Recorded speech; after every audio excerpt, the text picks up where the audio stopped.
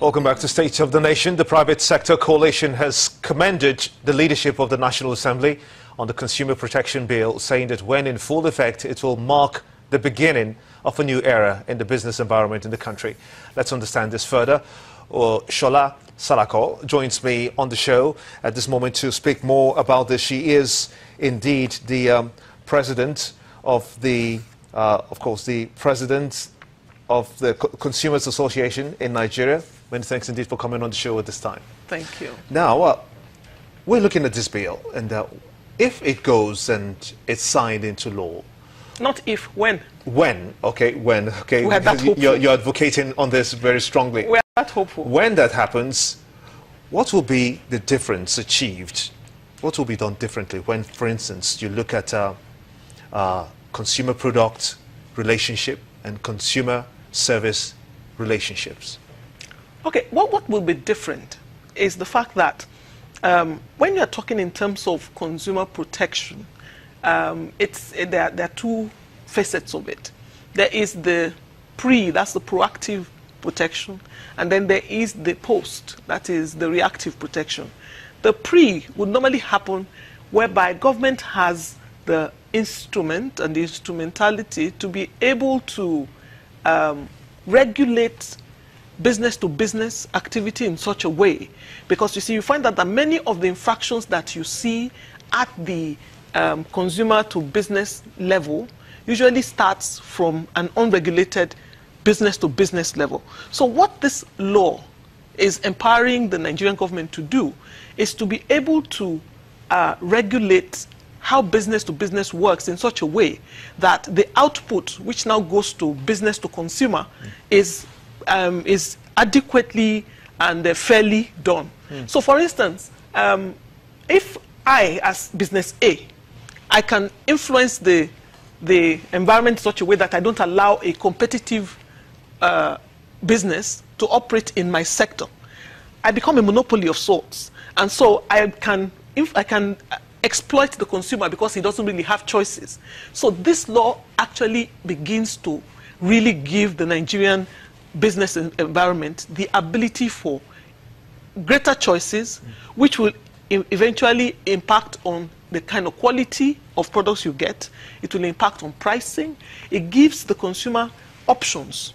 And that makes the consumer the king. You talked about monopoly, since you've mentioned that. Yes. How will it affect pricing regimes, for instance, especially for products seen to be running that same monopoly?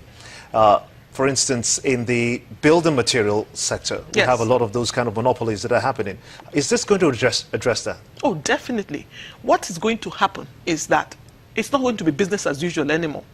The Federal Competition and Consumer Protection Commission is now empowered to actually investigate various sectors and ensure that there are no monopolistic tendencies or abuse of dominant positions. Because, you know, in some markets, you have some brands that by virtue of their size or because they got there first, they are already pretty dominant. And because they have that dominance, they can abuse it in such a way to make it impossible for smaller or other competition to operate effectively in that environment. So how is it meant to affect competitive markets then? That's what we're trying to do. We're trying to create more competitive markets. We're trying to ensure that the fact that you are the #1 in that market and you have gained enough grounds does not mean you should muscle out the young and fledgling ones, which is what is happening right now. If you look in the telecoms industry, there is an obvious dominating brand that seems to be... Dominating brands, you mean? Brand, one. There is one that accounts for almost like 50-something percent, 40-something percent of everybody in the markets. And that brand, because of that, can muscle other people out without even trying. So what the role of the FCC bill, or the FCC law, or the commission would do now is to ensure that while you are playing in that environment, things like interconnectivity, you have to be sure that you are giving everybody equal access. Simply because you are the one that carries the most subscribers doesn't mean you would say, I can't give, or I'm going to charge higher if telco B wants to interconnect with my telco. Those are the kind of things that the FCCC will be regulating. So that's 4 sectors.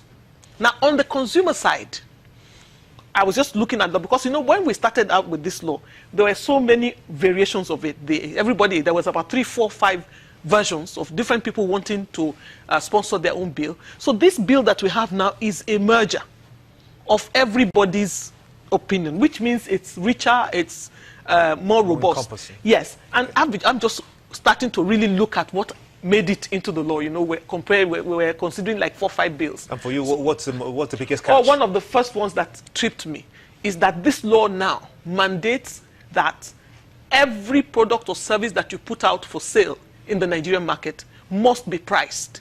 You must put a price to it. You cannot just display it and say, that's it. And then it's when I look at you and think, Gimba looks like he's a rich man. I say, okay, it's 5,000 naira.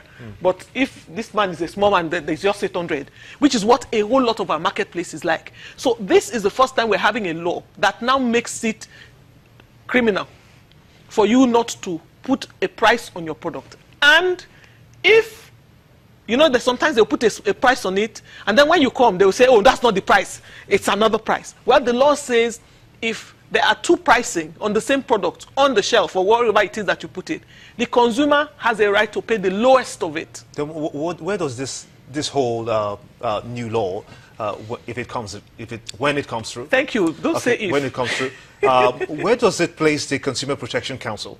The Consumer Protection Council, in fact, by the virtue of this law being passed, once the president signs this law and it becomes the law of the land, it immediately proscribes the Consumer Protection Consumer Protection Council, the CPC Act of 1992, because this law now has a more comprehensive consumer protection part of it. There are 2 parts to this law. There's the competition part, and then there's the consumer protection part.